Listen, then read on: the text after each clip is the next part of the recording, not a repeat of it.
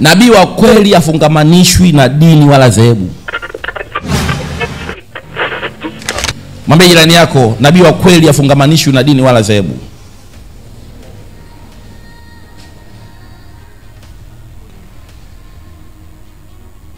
Yeremia sura ya kwanza kuanzia mstari wa 4.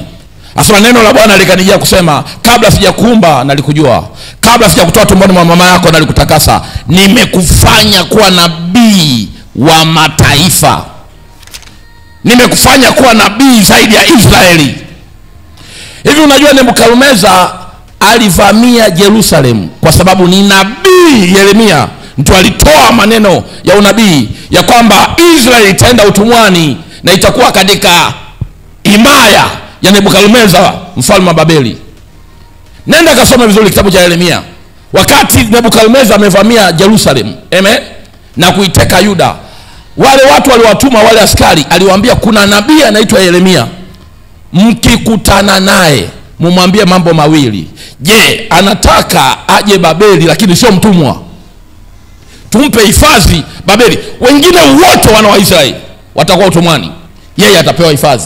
Namba 2, mumuulize kama atapenda kubaki Jerusalem, na kwa sababu Jerusalem itakuwa chini ya ukoloni wetu, tumpe eneo, ni mtu huru. Nebukadneza, kwa taarifa yako, nabii afungamanishwi na dini wala dhehebu. A genuine prophet, manabii kama sisi ambao tumeitwa kufanyika kuwa manabii wa mataifa. Waislamu hawaje hapa kufunguliwa. Imagine ningekuwa nimeweka unajua ni kwa Wakristo tu.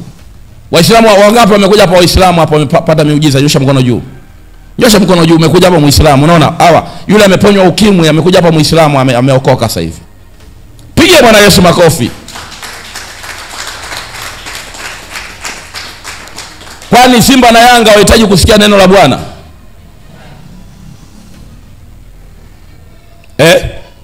Hawahitaji. Kama hawahitaji, kwa nini wanaenda kwa waganga? Kwa nini wasicheze mpira tu bila kukimbilia kwa waganga, watabiliwe na waganga? Hivi unanielewa ninachozungumza? Hatuoni mambo ya ajabu kwenye mpira yanafanyika huko. Lakini ufike wakati timu zio zinajua kuna nabii mjini akitamka imekuwa. Uhitaji kupoteza hela kwa waganga. Mpigie Bwana Yesu makofi. Yesu, maandiko yanazungumza, alikuja kwa walio wake wakamkataa, si ndio? Ndio chanzo cha wokovu. Bali baada hapo kila aliyempokea alipewa uweza wa kufanyika kuwa mwana wa nani? Mwana wa Mungu. Ampokea nabii katika jina la nabii atapata sababu ya nabii.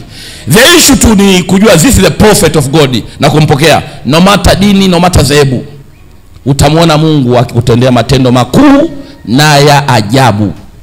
Hata Yesu alivyokuja, kwa taarifa yako, aliwahudumia watu wa mataa, na Yesu akasema nendeni ulimwenguni mote.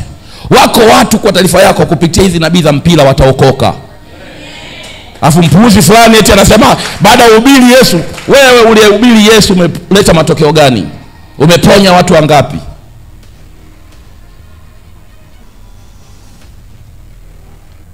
Ukimchokonoa nabii utapata fire, utavuna ulichopanda. Haleluya.